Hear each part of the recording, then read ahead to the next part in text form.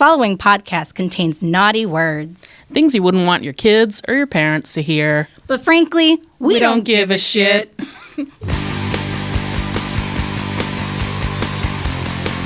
Hi, this is Paul Wilson. And I'm Danny Voss. And we're joining you with the Diesel Performance Podcast. Thank you for listening. Special edition episode today, Danny. Pretty awesome. I'm excited, man. So we did a video with this one of the first time drive in a GMC Canyon with a 2.8 liter Duramax. Just a little baby Duramax, and you got a chance to drive it? Yeah, I got a chance to test drive Nick Priegnitz of Calibrated Power. So he rode along with me. I got to feel it stock and feel it tuned and feel the trans tune. It was a really awesome experience. So we recorded the whole thing. And before we dive into that, I did just want to give a quick shout out to everybody that's been commenting on our iTunes page. So going into iTunes and rating us and leaving a comment, we really, really appreciate that, guys. Please keep it up. And also, please follow us on our Diesel Performance Podcast on Facebook.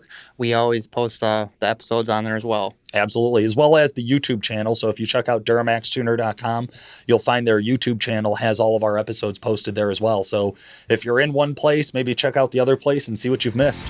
Well, Paul, let's take them on a test drive. So let me start this drive by, I have been tinkering with this vehicle a little bit. So I'm going to go ahead and put this thing back to stock for you. Perfect. So we got the stock trans tune in, we got the stock engine tune in.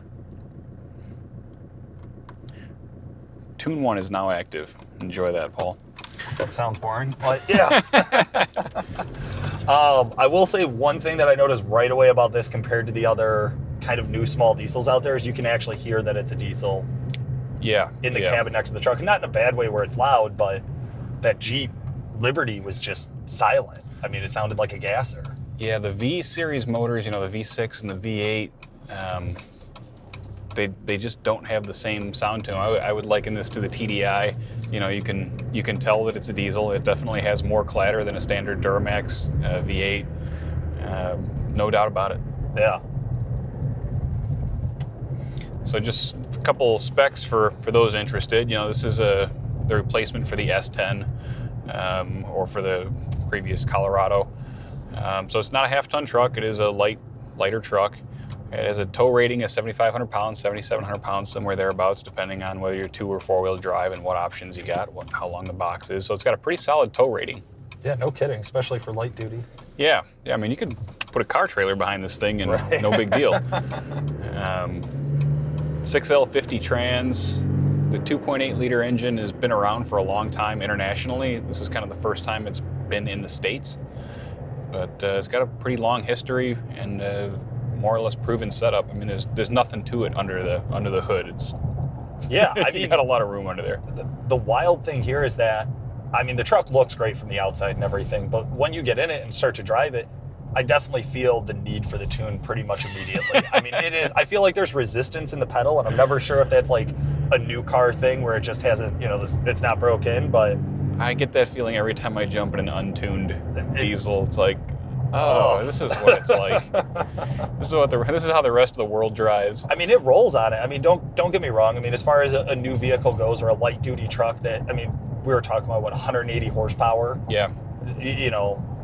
Nothing you don't special. expect too much, right? Exactly. Don't get your hopes up. But yeah, we're gonna have to get out on some back roads here and see if we can give it a little more gas. Well, I mean, the 50-mile-an-hour wind gusts today probably aren't helping your situation. So we do have some serious wind to contend with. But yeah, I mean, pretty much right out of the get-go, you notice that it's working for it. Yeah. When I buy a diesel vehicle, I am looking for that torque curve. I'm looking for something that will hold 5th and 6th gear and that I can kind of roll on the throttle. And that's, if not, why pay the premium? That's kind of my thought. Like, gas is cheap, No, absolutely, especially nowadays. I mean, well, it's summer, so I suppose we'll balance out a little bit closer here. But yeah, realistically, I mean, even the gassers, which I have driven a couple of these new gassers, and they're all pretty moderate out of the hole. Like you said, it's more that roll on it. It's when I'm out and I'm using it. I'm not doing a lot of stoplight to stoplight launches with something like this. It's more I want to get up and get around somebody. It's a commuter car, the way I see it. Yeah, and I think that's how a lot of guys are going to use these things. If what you're towing, bass boat or a small car trailer, Corvette on it or Camaro on it or whatever is under that 7,700 pound limit, and you really want good mileage and you don't care that you're not driving a full-size truck, I mean, I think this is a good fit. Yeah. The mileage is strong. You know, I drove it back from St. Louis last week and got 28 miles to the gallon in it. And that's without a tune. That's with nothing. You know, that's as delivered the first 300 miles. So, well, you made it a whole 300 miles before tinkering with it. Good job. Forgot to bring my software with. Yeah. I'm doing a 60 roll here and just kind of starting to give it some throttle, and I mean, it gets up. It's smooth. You know, again, outside of the wind gust, which really are pushing the truck around. Yeah, you here. can see us kind of doing the head bob thing. That's the 50 mile an hour wind gusts.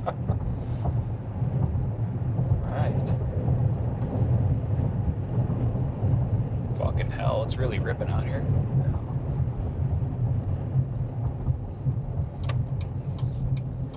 So some of the things that kind of struck me right away with the calibration stuff, you know, I'm Powertrain calibrator. It's what I go to right away. Right. I mean, it's a small truck, you know, there's a couple of other things about the truck that maybe we can get into, but as far as Powertrain goes, you know, it shifts well. It's got decent lockup. Like you said, the power is smooth.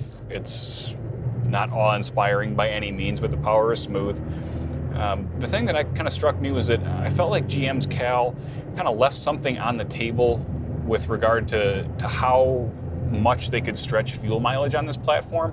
Really? And let me go into that a little more, because I think, you know, a lot of the other manufacturers are using like a 3-step shift pattern. So they're using econ mode, a standard mode, and then a sport mode or a tow haul. Okay. GM on this platform only has the standard mode and the tow haul, and you can manually shift the truck too, which is neat. But I very few people will do that, I'm sure. I think there's a lot to be said about, you know, taking advantage of the low end torque of this thing and letting it hold those higher gears. Even with the stock cal, it could stand to hold those higher gears a little bit longer before downshifting. And similarly, going into 6th gear, so if you're cruising at 50 miles an hour or 60 or 55 miles an hour, and you're on like a 2-lane road, you know, like 176 or whatever, you know, we take into work. Yeah. You put 20 miles on a truck every day doing that drive, 500 RPM makes a big difference in fuel economy. Yeah, no and on this truck, it's almost 6 miles to the gallon. You go from 38 miles a gallon to 32, going from 6th to 5th gear. And the way GM has the cal set up, the truck is just, it's not willing to go into 6th gear in 2-lane. You know what I mean? You got to be going 65 or thereabouts to get this thing to go into 6th. And maybe I'm a little bit off on the numbers, but it's a little bit faster than the normal driver would drive on a 2-lane. You know, right. You'd have to kind of get up to speed there. So that was one of the immediate openings I saw was, you know, they did not capitalize on this low RPM stuff. The guys coming from newer Cummins would notice that right away. You know, that the 6-speed in the newer Cummins is very eager to get you upshifted and get you into high gear to get that mileage, and that's a big part of Ram's strategy for getting good mileage out of those new Cummins trucks. Yeah. I mean, I will say it's some of the immediate things I noticed from a driver standpoint is with a little motor like this, we definitely are revving higher. Yeah. So, you know, I guess a lot of us are used to that kind of V8 life where if you're at 2,500 RPM, you're usually pretty much screaming. Yeah, you know as you're far as working. cruising. You're Yeah. working it. And whereas in here, I mean, it hits $3,000 just prior to a shift. I'm assuming it's shifting like 2,800 RPM. Yeah, at pretty 50% throttle. Pretty standard throttle input. You're going to be in the mid 2s. I mean, it's never really operating just at 2,000 RPM, just kind of lugging along. Right. It's generally working in stock mode, and you know, along with that, the full throttle upshifts are at 3,500.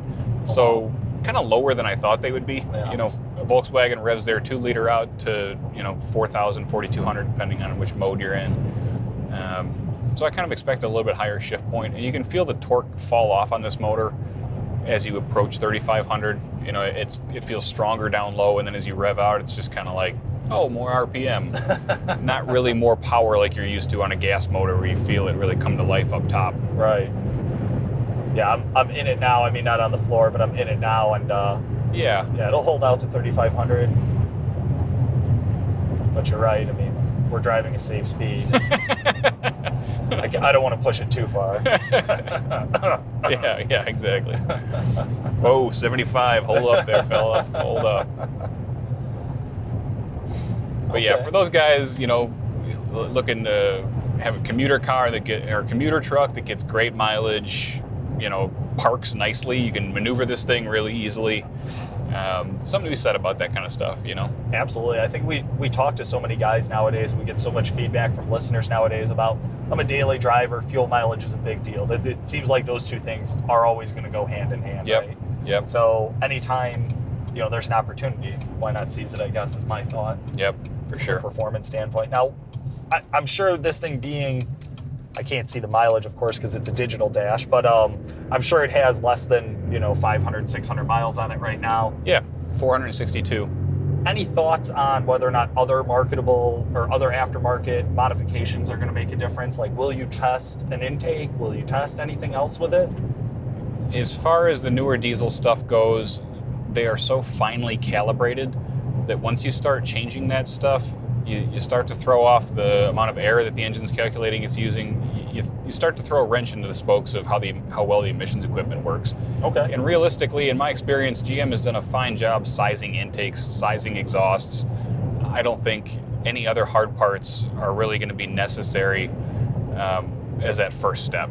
That's pretty awesome, though. I mean, to be honest with you, how many times with the older trucks do we have guys spend, $800, $900 on bolt-ons with exhaust, intake, silencer ring, deleting come-ins and whatnot, things like that, where they're not really seeing huge benefits from it. I do think it helped a little bit on some of the older models, especially like an LB7 or an 06 Cummins, but on the newer stuff, I tend to agree with you that unless you're past a built transmission, there's really not much point. Yeah. I mean, I can turn you up right now to a tune. Yeah, and that's actually, I found us a flat road. I'm going to turn around and shoot back into town here. So that's what I was hoping for is, let's test the difference here.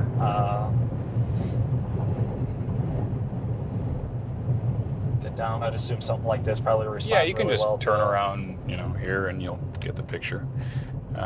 So there's two modules on this thing.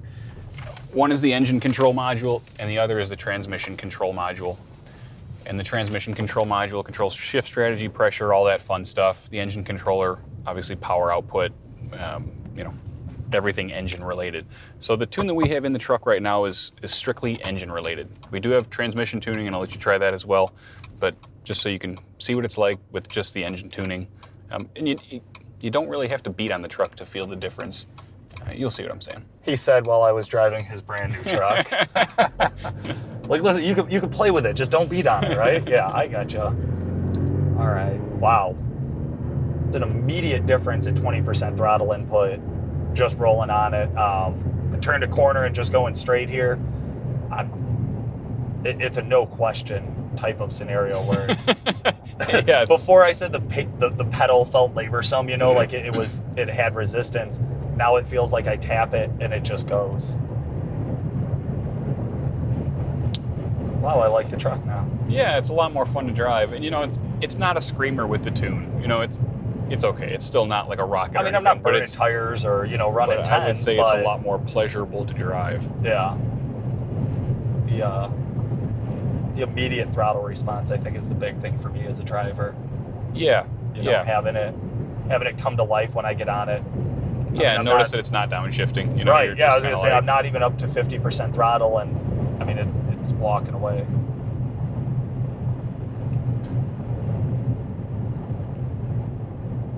That has a huge difference. Yeah, and that's just 30 horsepower. Really? So that's nothing crazy. Well within the constraints of the factory emission system, well within the torque limits of the transmission. This transmission is rated to 480 foot-pounds of torque. GM uses it in a whole bunch of other applications, so it's a pretty proven unit. Yeah. Which is nice. That was one thing I was surprised by, is that GM didn't try to go after that Dodge strategy of getting more into the 8-speed transmissions and smaller things like that. But I think we had talked a little bit about it. Maybe a little bit underpowered for that many gears. Yeah. I mean, maybe in a couple of years I could see him doing something like that, but I don't know. I think this platform with just like a 307 gear in a tune would be a big improvement. Never had such a grin on your face driving a light truck. It's just wild. Like, when we look at these trucks online, or like this is the first one I've got to check out in person that was not a Colorado with a swap, right, for a 6.6. Yeah. I kind of brushed it off as I'm like, it's a quad cab short bed, right? Like light duty short bed. I do like the looks, but it doesn't look like it's going to be a lot of fun to drive. Like I've had an S10 quad cab short bed, Yes, right? Like yes. they were awful. I mean, they were great little, they got you everywhere you wanted to go, but they were no fun. Right. I still just can't believe how quickly it just changes, you know? Like Yeah, what that difference is like. Yeah, and then I'll have you find another spot to, after we get through this light or whatever, we'll put the trans tune in. That only takes a couple minutes, and you can get the picture of what I'm saying, how I think GM should have done the trans tune, taking advantage of that torque curve. And that was really the big eye-opener for me, was like, man, it feels like a Cummins, like it's nice. You can use that turbocharger. Yeah, the difference in that first 30%, I don't know. I mean, I'm sure there is, but I guess I'm not. When do you ever really feel a big difference in the wide open throttle portion of it, right? Like you got to get a pretty substantial bump in power to feel that. Yeah. And it's there. It's just. But again, I think for who we're talking about, the average person is buying one of these. Yeah. You're a commuter, most of the time. I think I don't see this being a weekend. Not a weekend toy, probably. No, it's a get me up to speed and get me through traffic and get me good mileage. Those are the. Okay, so I'll just have you turn it off and turn the key to the run position for me. And so this truck uses a T43 controller, which is a really common trans controller for GM. Yeah. They use it in all their 6-speed stuff, so we've had a lot of time working with it in the Vortec market. It's just nice that we're not starting with fresh ECM and TCM. That we got a package that we know pretty well going into it, and we know what levers to pull to get the desired results. Yeah, absolutely. I'd say a lot of the gas guys too, they really love the way that they respond and the kind of shift changes that are able to be made in the trans tuning for those. So. Yeah. Excited to feel it with some real power. All right, turn the key off. All right, you're good to go. I can't believe that minivan rated for me.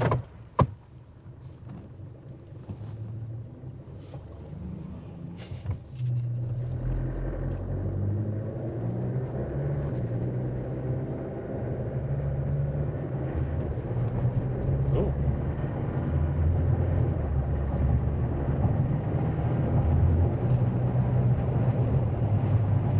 And there's always a little bit of learning the first time you change a trans, so you feel a little bit of a rougher shift on that 4.5. But you could feel immediately when you got into second gear and get in the throttle, you get torque converter clutch lockup now. I mean, not only that, but is the shift shorter? Shifts are shorter. It takes less time to actually get through a shift. If you notice right now, you're at 1,400 RPM instead of 1,900 RPM. Yeah.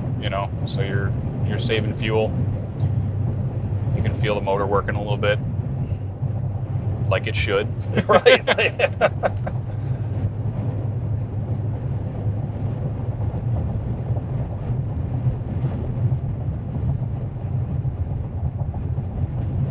mean, the distance it cruises as well. Like, that's always one of the things that I think is really nice when you get into these is being able to slow down just naturally in the truck and being able to just let it cruise. And you can tell when you get on it like that. Yeah, I mean, this is an option I would pay $3,500 for. Right? Yeah. Like I would pay for a diesel to get this difference in drivability. This is worth it to me. So now you have my tuning on top of the cost of your diesel option, but it's fucking worth it, man. I mean, it's pretty unquestionable. When you actually get to get in it and feel the difference between what it was, which, like I said, it's not like it was a terrible truck stock or anything like that. They're not piles of dump, but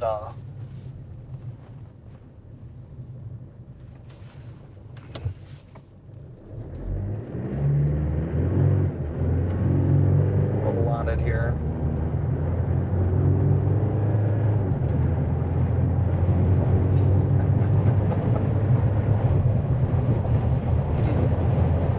Now that is fun. You're creeping up on 80 already. I mean, that's plenty enough to merge, right? Oh, that is fun though. That is just wild. It's funny how much that little change, you know what I mean? Maybe it's not so much a little change, but it's not like you're taking a 180 horsepower truck and taking it to 300 horsepower. I mean, Right. This is well within the boundaries of what's possible. I would not hesitate to drive this thing to California tomorrow with my family. I think you know what I mean? that's the wild part, isn't it? Because we get to get in so many trucks that have high horsepower and make 1,000 horsepower or make 800 horsepower, which is still pretty overkill for the street, right? Of course. But yes.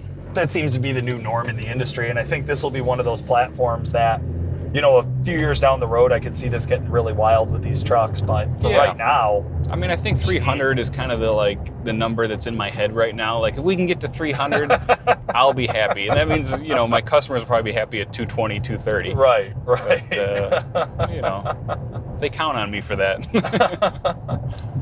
Now, is this a single tune on here? What are the options? No, that's the cool part, is that we use an ECM that is available internationally already, so it has support that's been developed over the past years. So we already have 4-position switchable tuning on the fly. What? So I'm switching your tunes as you're driving. I mean, that's, you know, the 2011 Duramax guys don't even have that yet, and here you are, 2016 Canyon, and you got 4-position switchable tuning.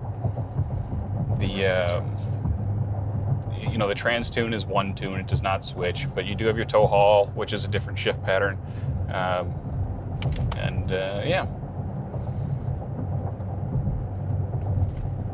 Unquestionable. Just unquestionably worth it. I'm really excited to get a trailer behind the thing, honestly. I think it'd be a lot of fun to pull, you know, maybe the Apache on a car trailer, just really kind of push the limits on the towing capacity and see how it handles it. See if we can, you know, get that 15, 16 miles to the gallon, you know, get good mileage. And wouldn't that be wild? that would be a surprise if the sled pole's showing up in a Colorado or a canyon. I think just being able to get that type of mileage with a diesel while towing a truck, I think that's a big deal. Mm-hmm. I really do. I really feel like that's one of those that, you know, how many guys have a tow rig that they leave completely stock and then they spend all the money on the sled puller or spend all the money on the drag queen. Yeah. You got to have a little fun driving to and fro. You know. Dallas Penn was on recently and he was talking about breaking down, blew up the truck on the track and then broke down in the tow rig on the way home, and it's That's just the worst. That's the worst day. Oh man. Yeah. But this, I mean, that's what I'm saying though. I mean, for what you end up spending to get into a nice tow rig, I mean, if you're talking about an LMM or an LML, dually, quad cab, Yeah. you know, and all you're ever going to pull is your truck. Yeah. Yeah. I mean, then you have a truck that, you know, you're lucky to get high teens fuel mileage with. Right. You got a big truck payment. You got a big truck. You know, it's hard to park. Wife doesn't want to drive it. I mean, there's a lot of upside to something smaller. Yeah. All right. So Nick, this was awesome. I'm glad you enjoyed it.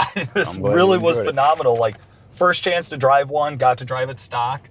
That sluggish pedal, I think, is the biggest thing guys are going to talk about. Remember when LMLs came out and everybody talked about the dead pedal? Yeah, it's like 397 horsepower, but where the fuck is it? Right. Yeah. I feel like this will be in that kind of similar thought process where guys are going to get in it. They're going to love the fuel mileage. They're going to love kind of just everything. I mean, the look, the touch, everything in here is great. Yeah, Jim it's did an all awesome new job stuff, with it. you know, redesigned, the latest and greatest. But like you said, we're powertrain guys, man. We got to have power. We got to have the shifting. We got to have torque converter clutch lockup. Like, I want to hear the turbo sing a little bit, and that's what this drive is about. It was powerful. It definitely was impactful as far as my consideration of these trucks. Thank you very much. Yeah, my pleasure, man. See you next time. Hey, Paul, that was really neat that you had a chance to drive Nick's truck. It was pretty awesome he let you do that. But are you a believer of the 2.8? Man, no question. I'll tell you, Danny, when I first saw it, I didn't think there was much to it. It looked like just another little truck that was pretty boring. Nice interior, you know, real flashy, but it did not seem like much. And I'll tell you what, stock, it actually felt like there was a spring under the pedal. So if you got one, man, the guys at the Diesel Performance Podcast say you got to tune it. Got to tune it. Awesome feedback. Thanks, Paul. Not a problem. This has been Paul Wilson. And I'm Danny Voss. Thanks for listening. The Diesel Performance Podcast is brought to you by Calibrated Power Solutions, home of Duramaxtuner.com, developer of performance engine and transmission calibrations for a wide variety of late model diesel powertrains, including the Duramax, Cummins, John Deere, Jeep, and many more. For more information and the best customer service in the industry, check out calibratedpower.com or call 815-568-7920.